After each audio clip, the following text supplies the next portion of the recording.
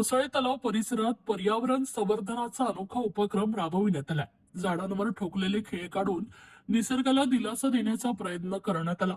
माझा तलाव मोहिमेअंतर्गत स्वयंसेवकांनी एकत्र येत ही मोहीम यशस्वी केली. या उपक्रमातून नागरिकांमध्ये पर्यावरणाबाबत जागरूकता निर्माण करण्याचा संदेश देण्यात आला.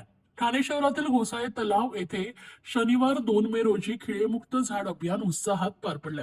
पर्यावरण दक्षता मंडळाच्या माझा तलाव मोहिमेअंतर्गत अंघोळीची गोळी संस्थेच्या संयुक्त विद्यमाने तसेच सुनाबाई फिरोजशा गोदरेज फाउंडेशनच्या सहकार्याने हा उपक्रम आयोजित करण्यात आला होता.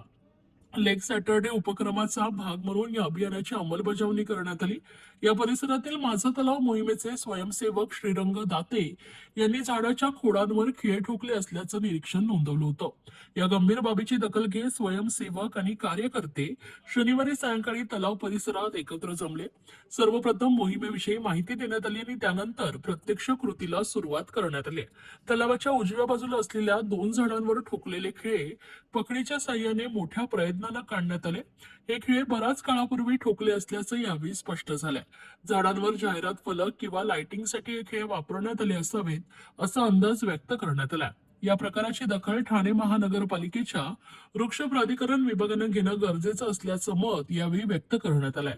या उपक्रमात सुरभी ठोसर, कविता भानुशाली, पल्लवी बांदोडकर, रत्ना जगताप, अनुराधा जोशी तसेच आंघोळीची गोळी संस्थेचे अविनाश पाटील आणि अन्य कार्यकर्ते सहभागी झाले होते.